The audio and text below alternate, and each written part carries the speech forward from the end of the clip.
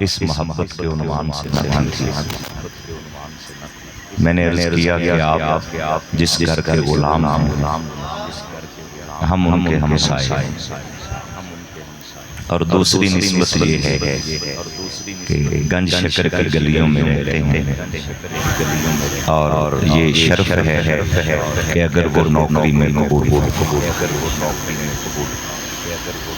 محبت کی طبیعت ہے، کیونکہ قبلہ دیوان صاحب کی جو طبیعت ہے اور جو تربیت، دونوں چیزوں کو ملحوظ خاطر رکھتے ہوئے میں صوفیانہ رنگ سے آغاز کرنا چاہتا ہوں۔ مولانا روم رحمۃ اللہ تعالیٰ علیہ وادی عشق کا وہ عظیم سالار ہے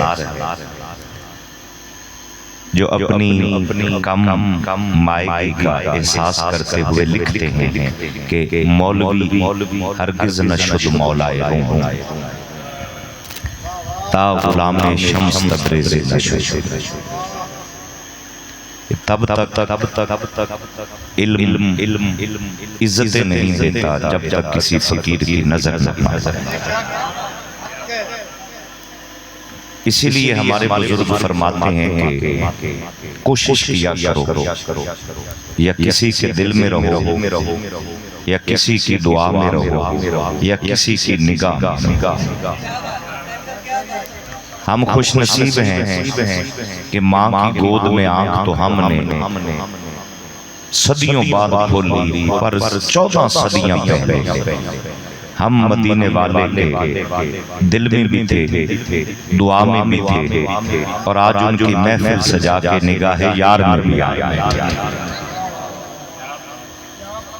اللہ کے عشق کی بات مولانا روم نے لکھی ہے، وہ فرماتے ہیں کہ حضرت سیدنا موسیٰ علیہ السلام کا دور ہے،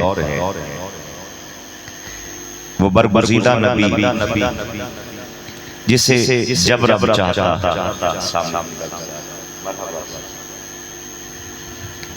اللہ کے برگزیدہ نبی جنہیں جب رب چاہتا کوہ طور پہ بلا کے ہم کلامی کا شرف عطا فرماتا۔ کسی بندے کے لیے اس سے بڑی عزت نہیں ہوتی کہ اللہ بلا کے کہے میرے بندے چند لمحوں کے لیے آجا، میں تیرا رب تجھ سے ہم کلام کرتا۔ مولانا روم لکھتے ہیں کہ اسی بستی میں، اسی علاقے میں اللہ کا ایک عاشق بھی رہ جاتا ہے۔ مرتبہ نبوت کا برابر کوئی نہیں ہوتا، لیکن حضرت عشق ایک اپنا بھی رتبہ رکھتا ہے۔ لوگ اسے پاگل دیوانہ سمجھتے تھے۔ دن میں کم از کم 3 بار اللہ اس سے ہم کلام ہوتا تھا۔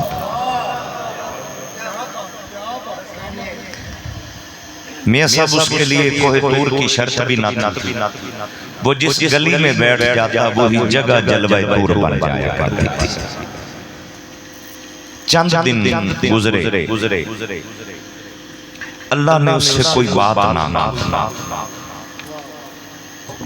وہ روٹھا اور ایک پہاڑ کی چوٹی پہ جا کر ڈیرا لگا۔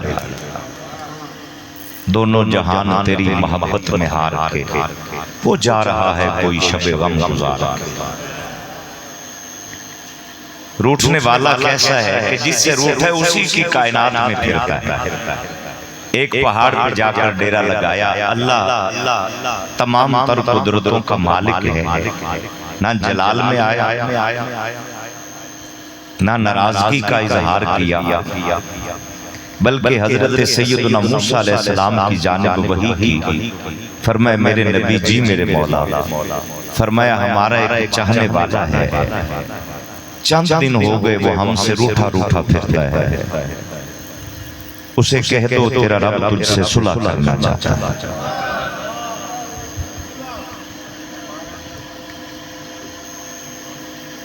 خوش آمدی جملے نہیں ہیں آپ کی اس محفل میں،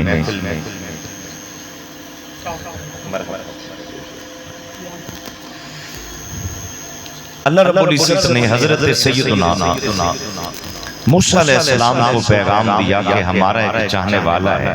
مولانا روم لکھتے ہیں جاؤ اور اسے پیغام دے دو کہ تمہارا رب تم سے صلح کرنا چاہتا ہے. جملے بڑے ہیں میرے، تم سے صلح کرنا چاہتا ہے. بندے کی یہ شان نہیں ہے، یہ اوقات نہیں ہے، لیکن جو رب کے ہو جاتے ہیں میرا رب ان کے ناز اٹھاتا ہے. حضرت موسیٰ علیہ السلام چپ چاپ اللہ کا حکم لے کر پہاڑ کی چوٹی پہ اس دیوانے کے پاس پہنچے. پہلی بات یہ کی، فرمایا یہ بتا وہ تو کسی پر ذرہ برابر بھی ظلم نہیں کرتا، تو کیوں روٹھ گئے؟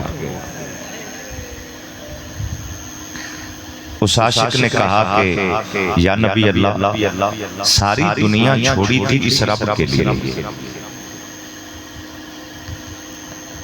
ساری دنیا چھوڑی تھی اس رب کے لیے. اب میرا رب ہی اگر مجھ سے بات نہیں کرتا تو میں کدھر جاؤں؟ اس لیے میں یہاں آ گیا ہوں. اس نے کہا پھر مبارک ہو، وہ تجھے منانا چاہتا ہے. جب اللہ کا پیغام اللہ کے عاشق کی جانب آیا، بے اختیار آنسو گرے اور بے ہوش ہو کر گر پڑا. موسیٰ نبی نے سنبھالا دیا، کہا عجیب عاشق ہو، وہ بات نہ کرے تو روٹھ جاتا ہے، وہ پیغام میں محبت بھیجے تو رونے لگ جاتا ہے، یہ کیسا انداز ہے؟ اس نے کہا یا نبی اللہ، میری اوقات یہ نہیں تھی جتنا اس نے کرم کیا ہے. یہ میری اوقات نہیں تھی، بس میں نے دیکھنا چاہتا تھا جس کی خاطر سب کو چھوڑا ہے، کیا اس کی بارگاہ تک میری رسائی بھی ہے؟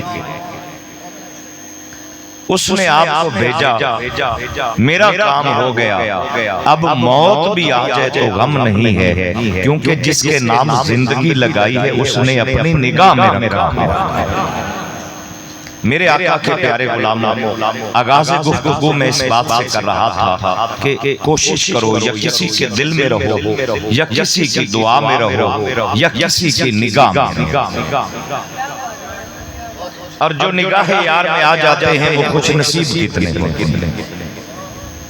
مولا کائنات نے جو آیت کریمہ میں نے تلاوت کی ہے، یہ حضوری والی آیت تھی.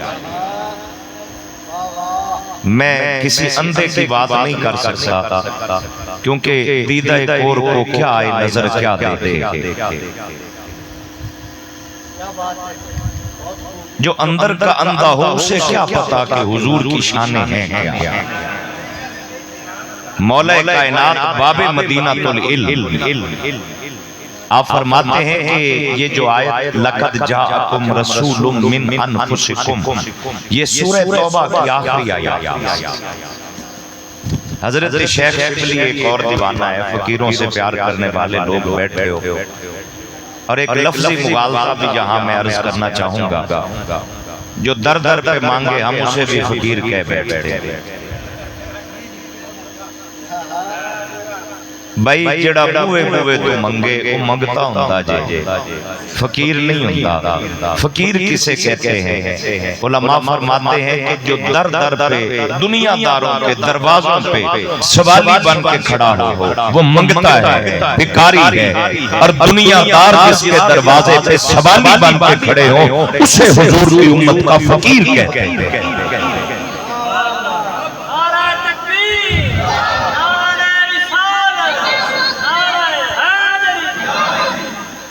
گنج شکر سرکار کا قول مبارک کسی بات کے اوپر، صاحب سیر الاولیاء، صاحب سیر الاولیاء سید امیر خرد کرمانی رحمت اللہ علیہ، آپ سیر الاولیاء کتاب کے اندر میرے گنج شکر سرکار کا قول نقل کرتے ہیں. آپ فرماتے ہیں کہ الفقیر بین العلماء، زہد الانبیاء کا قول، فقیران دی گال. آپ فرماتے ہیں الفقیر بین العلماء کل بدر بین کواکب السماء. فرماتے ہیں علماء کی ایک بڑی مجلس لگی ہو، درمیان میں آ کر حضور کی امت کا ایک فقیر بیٹھ گیا ہے.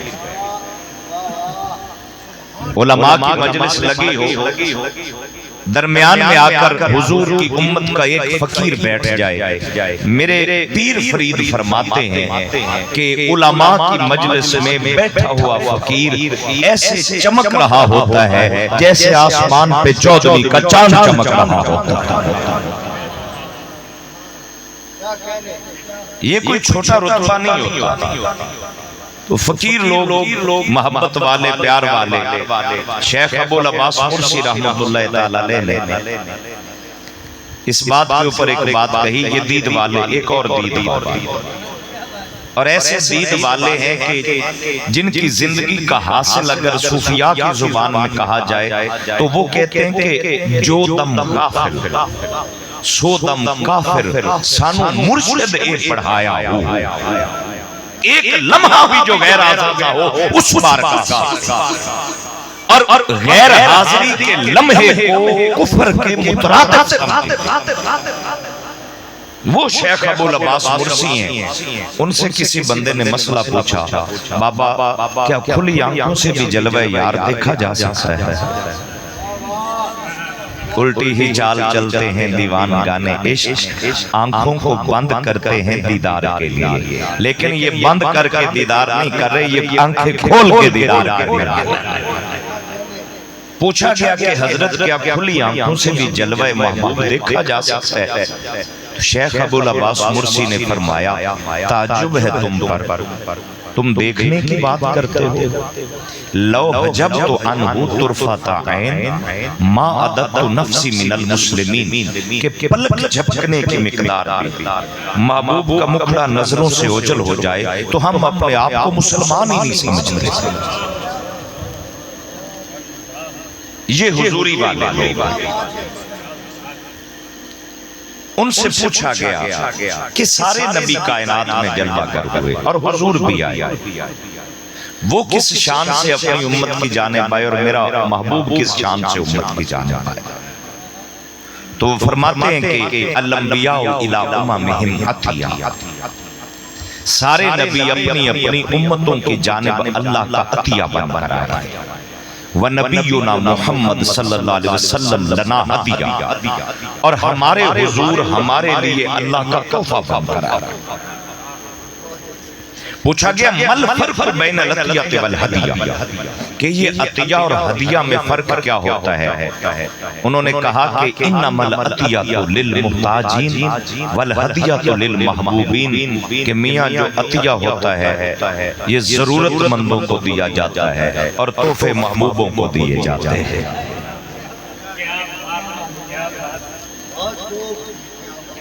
ہزاروں کے مجمع میں وہ لطف نہیں ہے جو آپ کی اس محبت کے اندر لطف ہے، اور مجھے کوئی اجنبیت محسوس نہیں ہو رہی کہ میں کہاں بیٹھا ہوں. یقین جانیے گا اللہ کے محبوب صلی اللہ علیہ وسلم وہ رحمت ہیں. میرے آقا فرماتے ہیں انما انا رحمت مہدات، میری امت ناز کر، میں وہ رحمت ہوں جو اللہ نے تمہیں تحفے میں عطا فرمائی. بھائی تحفے محبوبوں کو دیے جاتے ہیں، تحفے محبوبوں کو دیے جاتے ہیں. واہ مولا تیری لجپالیاں، ہم جیسے سیاہکاروں کو بھی تو نے محبوب کہہ کر اپنا محبوب عطا فرمایا ہے.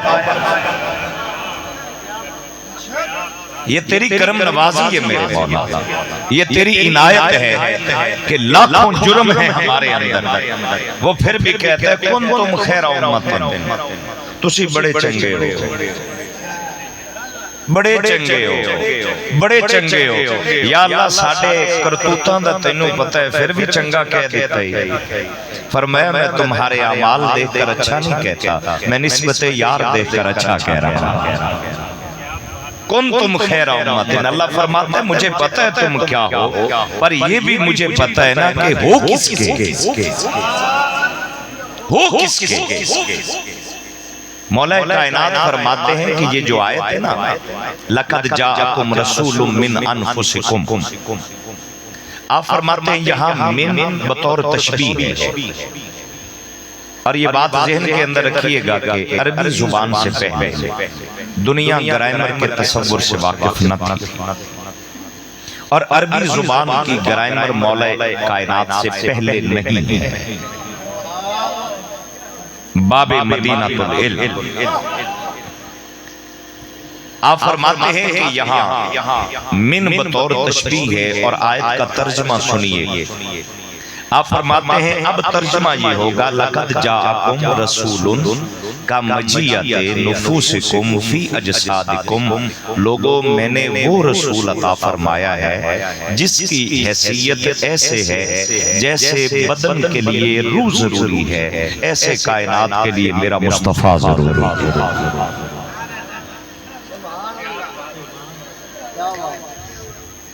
جیسے بدن کے لیے روح ضروری ہے، ایسے کائنات کے لیے میرا مصطفیٰ ضروری ہے۔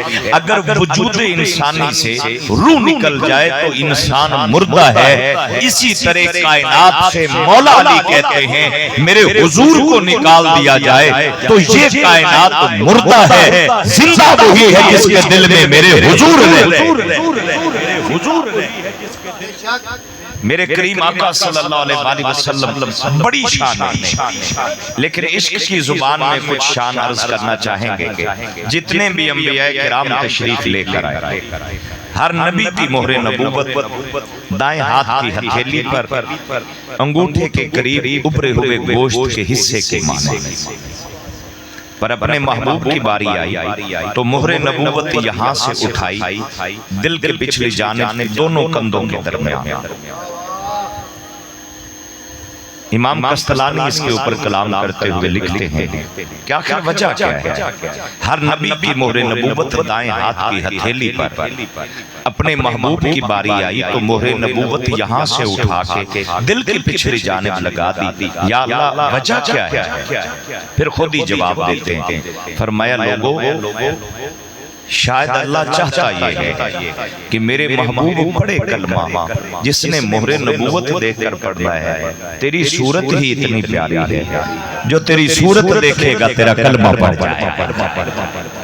تیرا مکھڑا ہی میرے محبوب اتنا پیارا ہے کہ جو آپ کی صورت دیکھے گا آپ کا کلمہ پڑھ جائے گا۔ مہر نبوت دیکھنے کی ضرورت کم و بیش پیش آئے گی، جو تیرے چہرے کو پیار سے دیکھے گا تیرا کلمہ پڑھ جائے گا۔ حضرت عبداللہ بن رواحہ جرنیل ہے حضور کے صحابہ میں سے، سپہ سالار ہے لشکر محمدیہ۔ ان کا ایک شعر عربی زبان کا ہے، میں کچھ کلام میں چونکہ اب اپنی طبیعت میں آ گیا ہوں تو میں باتیں اسی معیار اور محبت کے برابر کرنا چاہوں گا۔ وہ فرماتے ہیں لو لم تکن من اللہ آیات مبینہ لکانا وجہہ یمبئک بالخبر، اے اللہ کے محبوب صلی اللہ علیہ وسلم، حضور اگر آپ کی شان میں اللہ قرآن کی واضح آیتیں نہ بھی نازل کرتا تو آپ کا کلمہ پڑھنے کے لیے آپ کے چہرے کا دیدار ہی کافی تھا۔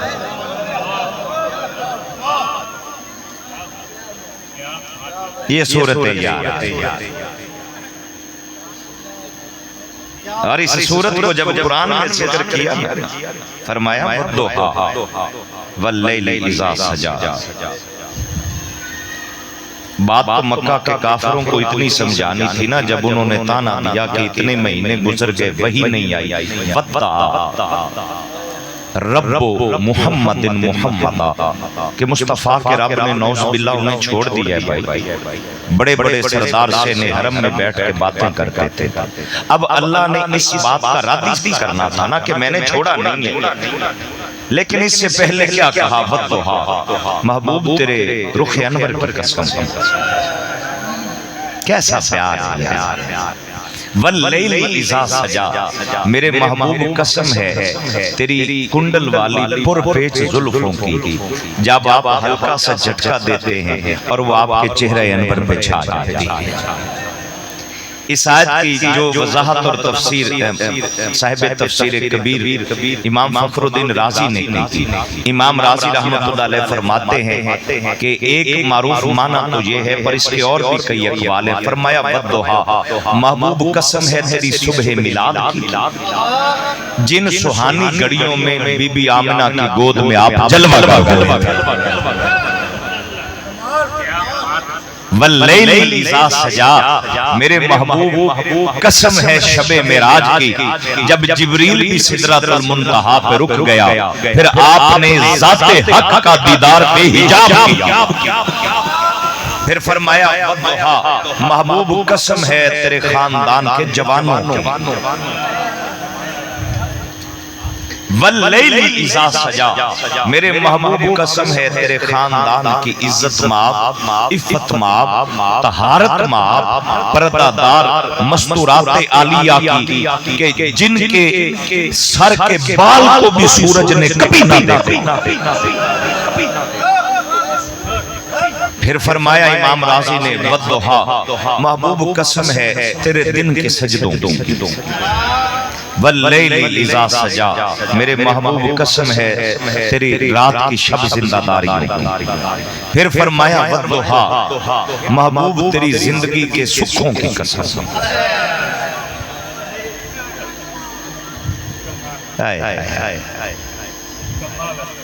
سکھ وچ نہ کدی کدی بندہ کوتاہی کر بیٹھدا تے سمجھدا ہے کہ شاید میری دانائی عقل مندی، میری محنت، میرا علم اے مینوں توڑی پھردا ہے، نہیں، فرمایا والضحیٰ، محبوب قسم ہے تیری زندگی کے سکھوں کی، واللیل اذا سجا، میرے محبوب قسم ہے تیری زندگی کے دکھوں کی۔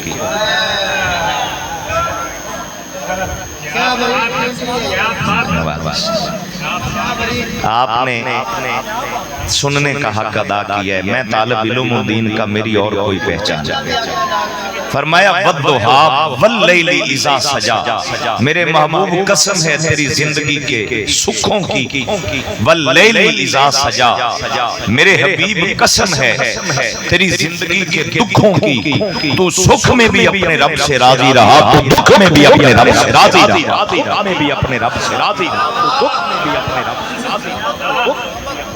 میں عرض کر رہا تھا کہ بات تو اتنی کرنی تھی نا کہ ما ودعک ربک وما قلی، میرے محبوب تیرے رب نے نہ تجھے چھوڑا ہے، نہ تجھ سے رشتہ پیار کا توڑا ہے، وہ کل بھی تیرا تھا، وہ آج بھی تیرا ہے، لیکن اس سے پہلے محبوب کا حسن بیان کیا، فرمایا والضحیٰ، محبوب تیرے رخ انور کی قسم، واللیل اذا سجا، محبوب تیری زلف عنبری کی قسم، آپ جیسے پیاروں کو بھی بھلا کوئی چھوڑ سکتا ہے؟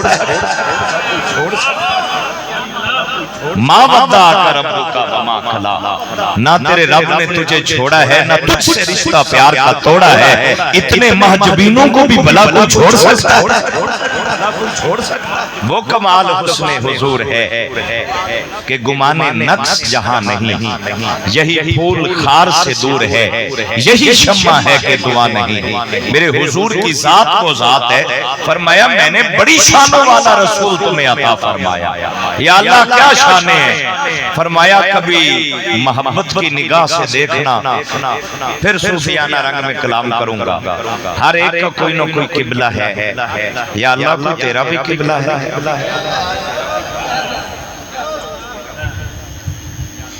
غلام حسن بھائی، ہم طالب علم لوگ ہیں اور نسبتوں پر یقین رکھنے والے اور ایمان رکھنے والے لوگ ہیں، تو رخ یار پہ بات ہے، اسی عنوان سے یہ بھی ایک فقیرانہ انداز ہے، ہر ایک کا کوئی نہ کوئی قبلہ ہے، یا اللہ کوئی تیرا بھی قبلہ ہے۔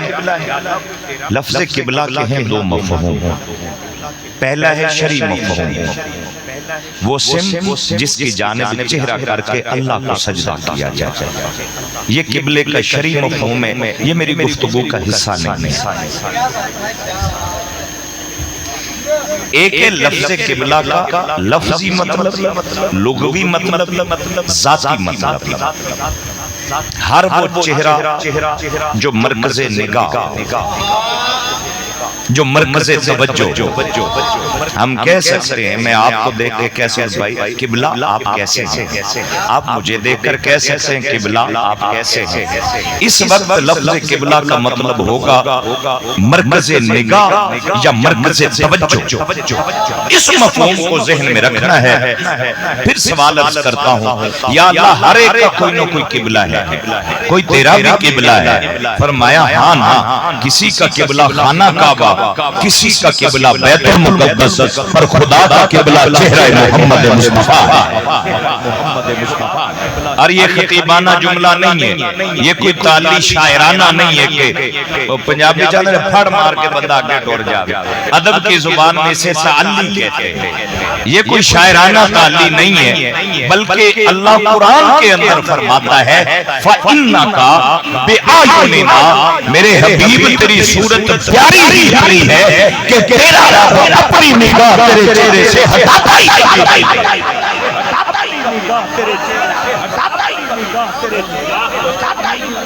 محبوب تجھے پیارا ہی اتنا بنایا ہے،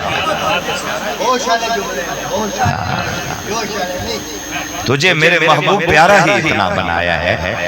اور یہاں پہ اعظم چشتی نے لکھا تھا نا کہ دنیا تے محبوب ہزارہ، ہر کوئی اپنا من پر چاوے۔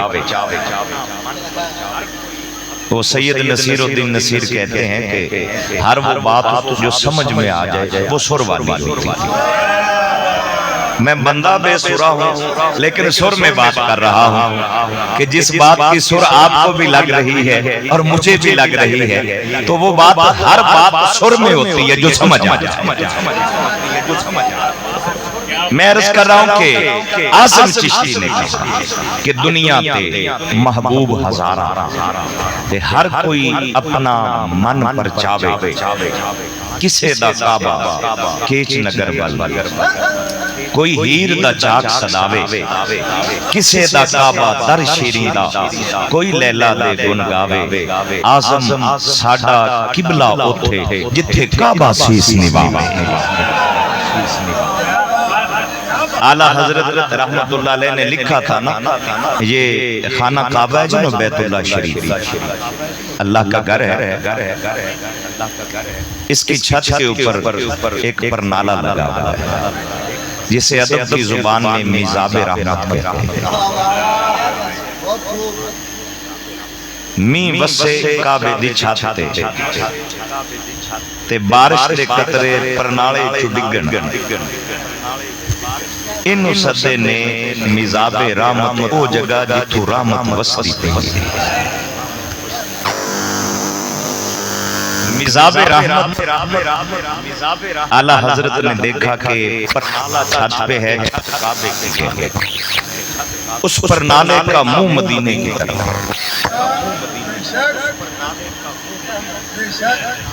انہوں نے پھر اس پرنالے کو میزاب رحمت کو کعبے کی آنکھیں قرار دے کر شاعرانہ انداز میں دیا۔ انہوں نے کہا کہ غور سے سن تو رہا، کعبہ سے آتی ہے صدا، میری آنکھوں سے میرے پیارے کا روضہ دیکھو۔ حاجیو آؤ شہنشاہ کا روضہ دیکھو، کعبہ تو دیکھ چکے ہو اب کعبے کا بھی کعبہ دیکھو۔ اور سید ریاض الدین سہروردی، یہ جو نام قائم مسیح الدین سہروردی صاحب، ان کے والد گرامی، انہوں نے کہا کہ جس طرف وہ نظر نہیں آتے ہم وہ رستہ ہی چھوڑ دیتے، جس طرف وہ نظر نہیں آتے ہم وہ رستہ ہی چھوڑ دیتے ہیں۔ کعبہ بنتا ہے ادھر ہی ریاض، رخ جدھر کو وہ موڑ دیتے ہیں۔ قد نرا تقلب وجہک فی السماء، میرے محبوب حالت نماز میں تیرا چہرہ آسمان کی جانب اٹھا ہے، ہم دیکھ رہے ہیں، ہم دیکھ رہے ہیں میرے محبوب۔ آپ کا چہرہ 16 مہینے تک مدینہ طیبہ آ کر میرے محبوب نے بیت المقدس کی جانب چہرہ کر کے نمازیں پڑھائیں۔ یہود و نصارہ نے کہا کہ نبی اور خاندان سے آیا، کتاب الگ لے کے آیا، پیغام الگ لے کے آیا، قبلہ بھی اپنا لے کے آیا۔ حالت نماز میں رخ محبوب اٹھا آسمان کی جانب۔ میں اللہ دا اپنے محبوب نال پیار کی بیان کرا، جن نے نماز مکن دا بھی انتظار نہیں کیتا۔ بھئی اللہ کہہ سکتا تھا نا، دیکھئے نا حضرت سیدنا یعقوب علیہ السلام اللہ کے نبی ہیں، جن کے بیٹے حضرت سیدنا یوسف علیہ السلام ہیں، یہ پوتے ہیں حضرت سیدنا ابراہیم علیہ السلام، حضرت یوسف پڑ پوتے ہیں حضرت ابراہیم علیہ السلام، سیدنا ابراہیم علیہ السلام دو بیٹے دونوں نبی، خود نبی، حضرت سیدنا یعقوب علیہ السلام پوتے وہ بھی نبی، پڑ پوتے یوسف علیہ السلام وہ بھی نبی، یکے بعد دیگرے سینکڑوں نبی جس کے خاندان میں ہیں۔ اتھے 7 صدیاں پہلے پاک وطن وچ ایک فرید آیا، آج بھی نسلانوں لوگ جھک کے سلام کر دے ہیں، جن دے ویڑے وچ نبوت دا راج رہے، او گرانا ابراہیم نبی دا۔ میں نے احتیاطاً تعداد فگر نہیں بولی، بہت بڑی فگر ہے کہ کتنے نبی آپ کے خاندان کے اندر ہیں، لیکن وہ موضوع نہیں ہے۔ موضوع یہ ہے کہ حالت نماز ہو، یاد خدا میں نبی کھڑا ہو، میرے جیسا نالیک نہیں۔ حضرت یوسف علیہ السلام بچپن کی عمر، والد نماز پڑھ رہے، ان کا بچپن، اللہ نے حضرت یوسف کو امتحان میں ڈالا، چلتے چلتے حضرت یعقوب علیہ السلام نے اپنے بیٹے کی جدائی میں آنکھوں کا نور بھی دے دیا۔ میں یہ نہیں کہتا گما دیا، نبی دی کوئی چیز ضائع کدی نہیں ہوندی، یہ ادب کی بات ہے۔ دین کے طالب علم ہونے کے ناطے نوجوانوں کے لیے پیغام ہے کہ کبھی اپنے باپ کا دل نہ دکھانا۔ کوئی باپ کائنات تے ایسا نہیں جڑا اولاد نال پیار نہ کرتا ہو۔ میں نے قرآن و حدیث پڑھ کے دس کسے پتر نے پیو دی جدائی چ رو کے اکھاں دا نور دتا ہوئے، اے باپ دا پیار ہے جڑا پتر دی جدائی چ اکھاں دا نور دے رہے۔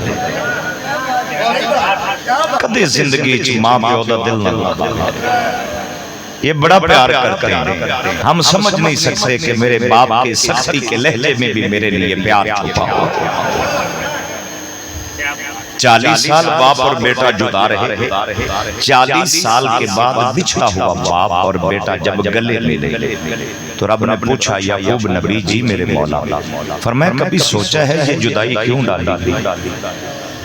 مالک تو بہتر جانتا ہے، جنہ دکھاں وچ دل بر راضی جی، قربان نے سکھ ہزارا تے جے سونا میرے دکھ وچ راضی، میں سکھ نو چولے ڈاما۔ مولا جس حال میں تو راضی، ہم راضی رہے، لیکن یا اللہ میں ان حکمتوں سے آشنا نہیں۔ فرمائے ایک دن تم نماز پڑھ رہے تھے، اے میرے نبی یعقوب آپ نماز پڑھ رہے تھے، ایک دن آپ کا بیٹا یوسف چھوٹا سا تھا، یہ رویا تھا، حالت نماز میں رویا، تو نے میری یاد میں کھڑے ہو کر نگاہ اٹھا کے اسے دیکھا تھا۔ ہن سوچے کہ نماز وچ نگاہ اٹھے تے اللہ انتظار بھی نہ کرے۔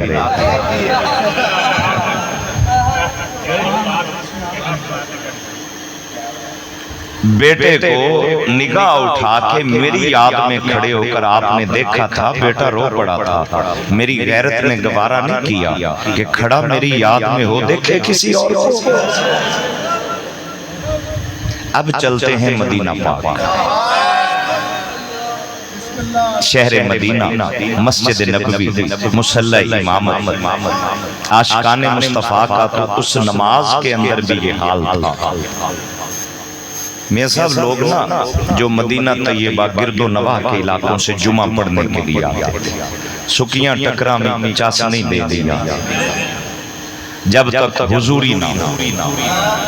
حضوری والا ایک سجدہ، وہ اقبال نے کہا تھا یہ ایک سجدہ جسے تو گراں سمجھتا ہے، 1000 سجدوں سے دیتا ہے آدمی کو نجات۔ دور کے علاقوں سے مدینہ شریف جو جمعہ پڑھنے کے لیے صحابہ کرام تشریف لاتے تھے نا، انہیں آخری صفوں میں جگہ ملتی تھی۔ آپ تے جاندے ہی اس لیے نبی اللہ کرے مولوی سلام پھرے تے جتیاں چکیے، ہمیں کسے بھی چوک لے جائیے، ہاں اپنی طبیعت نے وہ تربیت کے لیے یہ بات ہے کہ ملائیشیا یا ان ممالک میں دین کی تبلیغ کرنے والے لوگ گئے نا، نفرت کے لیے نہیں، اپنے اندر کی اخلاقی گراوٹ جو ہے اس کا اظہار کرنے کے لیے بات کیا۔ وہ مسجد کے باہر انہوں نے جوتے اتارے اور اتار کے فوراً انہیں سنبھالا بغل میں اور مسجد کے اندر داخل ہونے لگے۔ آگے ملائیشیا کی مسجد سے ایک بزرگ نکل رہا تھا، اس نے کہا کون ہو؟ انہیں کہا جی پاکستانی ہیں۔ کس لیے آئے ہو؟ تبلیغ دین کرنے آئے ہیں۔ انہیں کہا جوتی کیوں چکی جی؟ انہیں کہا ساڑھے ملک کے مسیطوں جتیاں چون جان دیا نے۔ انہیں کہا بڑا بند کیتا جے، جتے جتیاں محفوظ نہیں نے تبلیغ لی تے اتھے ضرورت سے۔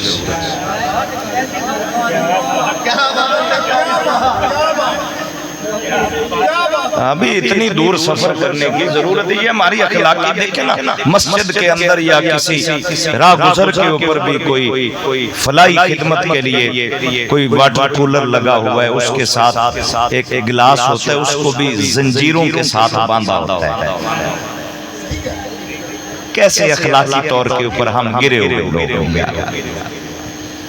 مدینہ طیبہ گرد و نواز سے خوش نصیب آتے آخری صفوں میں جگہ ملتی تھی۔ ایک دوسرے سے کہنے لگے کہ یار نماز پڑھ لیے پرچاس نہیں آیا،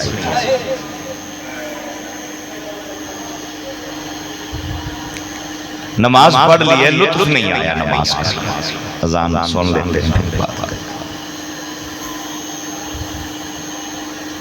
پڑھنے کے لیے آتے ہیں، آخری صفوں میں جگہ ملتی، پریشان ہوتے جانے لگے کہ یار نماز جمعہ تو پڑھ لیتے ہیں پر جگہ آخری صفوں میں ملتی ہے، اللہ کی عبادت تو ہو جاتی ہے پر محبوب کے مکھڑے کی زیارت نہیں ہوتی۔ طے یہ کیا کہ اگلی بار چند دن پہلے مسجد نبوی میں آ جائیں۔ زادے راہ دیا، سواریاں پکڑی، مسجد نبوی شریف میں بدھ والے دن ڈیرے لگا کر بیٹھا ہے۔ بدھ والے دن مسجد نبوی میں بیٹھے، مدینہ پاک کے صحابہ کرام نے پوچھا بھائیو خیر ہے؟ انہوں نے کہا جی جمعہ پڑھنے کے لیے آیا ہے۔ انہوں نے کہا جی جمعے میں ابھی بھائی 2 دن باقی ہیں، اتنی جلدی کا ہے؟ انہوں نے کہا بھائی جمعہ ہمیں بھی پتہ ہے 2 دن بعد ہے، پہلے جمعہ پڑھتے تھے آخری صفوں میں بیٹھ کر، اس بار جمعہ پڑھیں گے پہلے صف میں بیٹھ کر، خدا کی عبادت بھی ہوتی رہے گی اور محبوب کے مکھڑے کی زیارت بھی ہوتی رہے گی، مکھڑے کی زیارت بھی ہوتی رہے گی، مکھڑے کی زیارت بھی ہوتی رہے گی۔ یہ حالت نماز کے اندر ان کا انداز محبت، حالت نماز مصلی امامت پہ میرے حضور کھڑے ہیں صلی اللہ علیہ وسلم، اس مسجد کو قبلتین کہتے ہیں۔ یہ جو سمت کی تبدیلی ہوئی تھی یہ مکمل 100% مخالف سمت میں ہوئی تھی۔ اے نہیں کہ چاند قدم سجے کھبے ہوئے تھے گزارا ہو گیا، نہیں، میرے حضور کھڑے ہیں مصلی امامت پر، 2 رکعت نماز پڑھا، 2 رکعت باقی ہے، دل میں خیال آیا یا اللہ کتاب دی، نبوت دی، ختم نبوت دی، عزت عطا فرمائی، وہ جس کعبے کو بناتے ہوئے میرے جد امجد ابراہیم نبی نے مجھے دعاؤں میں مانگا تھا اس کو بھی قبلہ بنا دیا جائے۔ اللہ نے یہ نہیں کہا کہ میرے حبیب آپ میری عبادت میں کھڑے ہو 2 رکعتیں رہ گئی ہیں یہ مکمل کر لیجئے کہ قبلہ بدل دیا جائے گا، جو آپ کی رضا وہ ہماری رضا نہیں۔ فوراً جبریل کو بھیجا، فرمایا میرے محبوب سے کہہ دو قد نرا تقلب وجہک فی السماء، میرے حبیب بار بار تیرے چہرے کا اٹھنا آسمان کی جانب ہم دیکھ رہے ہیں، ہم دیکھ رہے ہیں، اے میرے حبیب غم نہ کیجئے، فَلَا نَلْبِشَنَّكَ قِبْلَةً تَرْضَاهَا، جس قبلے پہ آپ راضی ہو جائیں اسی کو کعبہ بنا دو، یہ اللہ نے آپ کو اختیار دے دیا، اسی اللہ یا رسول اللہ یا رسول اللہ اسی نماز کی حالت میں انج سمجھو کہ اوس پاسے منہ کر کے اگر 2 رکعتاں پڑھائیاں نے امام آگے مقتدی پیچھے ہن اس پاسے امام نے باقی 2 آ کے پڑھانیاں نے ان دی وضاحت کدے ویلے بہ کے سوچے ہے کہ نماز ٹوٹی یا جاری رہی سی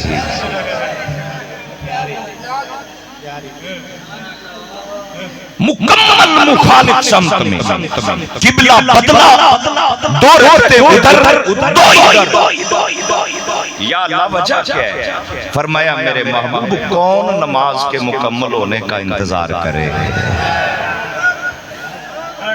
جو آپ کی رضا وہ ہماری رضا خدا کی رضا چاہتے ہیں دو عالم خدا چاہتا ہے رضائے محمد ساری کائنات یہ چاہتی ہے کہ خدا راضی ہو جائے سخی کی سخاوت کا مقصد ہے خدا راضی ہو جائے نمازی کی عبادت کا مقصد ہے خدا راضی ہو جائے ساری کائنات چاہتی ہے خدا راضی ہو جائے خدا چاہتا ہے میرا مصطفیٰ چاہتا ہے میرا مصطفیٰ کیا مسئلہ ہے ساری کائنات یہ چاہتی ہے کہ خدا راضی ہو جائے اور خدا چاہتا ہے میرا مصطفیٰ مجھ سے راضی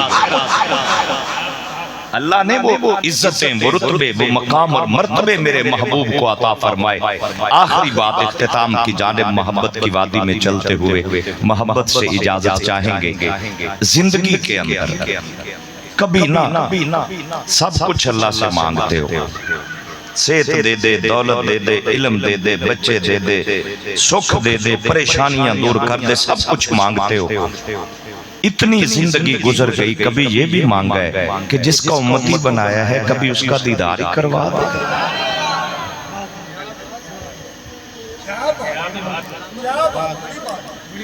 کبھی مانگ لیا کرو یار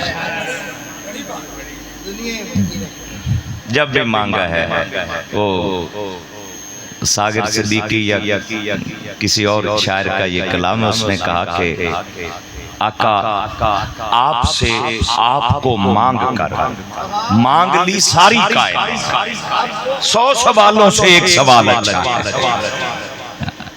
ایک سوال بس کبھی اللہ سے کر دیکھئے نا اللہ نے قرآن کے اندر رشتے گنوائے ماں باپ بیوی بچے بہن بھائی مال و دولت تجارت بہترین عالی شان کوٹھیاں بنگلے اللہ فرماتا ہے ساری چیزیں ایک پلڑے میں رکھ ایک پلڑے میں میرے اور میرے محبوب کی محبت رکھ اگر رشتوں کی محبت باری ہو جائے تو اللہ فرماتا ہے پھر میرے عذاب کا انتظار کر میں یہ بات اس لیے کر رہا ہوں کہ میلاد شریف آتا ہے نا ہم محبت سے حضور کی آمد کی خوشیاں مناتے ہیں انداز جدا جدا ہو سکتا ہے ہر ایک کا طریقہ کار کے اوپر اختلاف رائے ہو سکتا ہے پر خوشی منانے کے اوپر کوئی اختلاف نہیں ہے غلام حسن بھائی کسے دے جمن تے وہی خوش ہوندا ہے جندا جمن والے نال تعلق ہو گیا جھگڑے دی گل ہی کوئی نہیں کسی کی ولادت پر خوشیاں وہی مناتا ہے جس کا پیدا ہونے والے کے ساتھ کوئی تعلق ہوتا ہے ہم کیوں کسی سے جھگڑیں خوش نصیب ٹھہرے کہ ہمارے حصے میں جشن ولادت سرکار آ گیا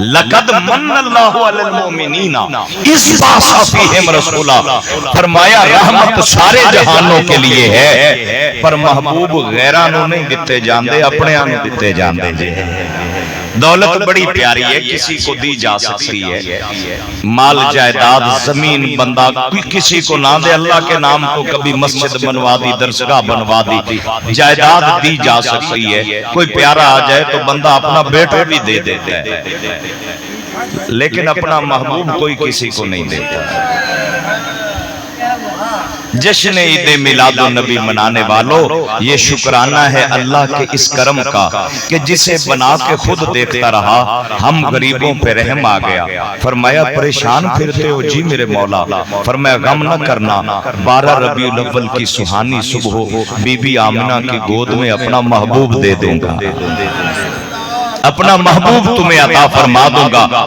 یا اللہ تجھے دیکھنا چاہتے فرمایا اب ضرورت نہیں رہی اب ضرورت نہیں رہی یا اللہ کہاں جائے، فرمایا دیدار محمد عربی کا کرتے رہے، یوں سمجھنا جیسے خدا کا دیدار ہو رہا ہے۔ میرے حضور صلی اللہ علیہ وسلم محبتوں کے پیکر، کرم کے پیکر، نعتیہ قصیدہ لکھا تھا شرف الدین بوصیری نے، مولا یا صلی وسلم دائما آبادا علی حبیبک خیر الخلق کلہم، اسے قصیدہ بردہ کہتے ہیں۔ بردہ مین چادر، جس قصیدے کو لکھنے کے بعد میرے نبی نے خواب میں چادر عطا فرمائی، جب آنکھ کھلی تو وہ چادر سرہانے پڑی۔ یہ قصیدہ بردہ ہے۔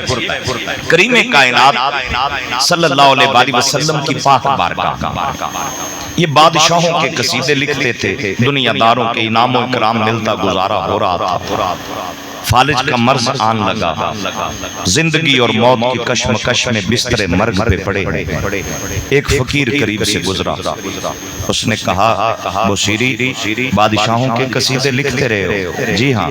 کہا کبھی حضور کی نعت بھی لکھی ہے؟ کہا جی کبھی نہیں۔ کہا پھر لکھ کے عرض کرنا، وہ مہربانی فرمائیں گے۔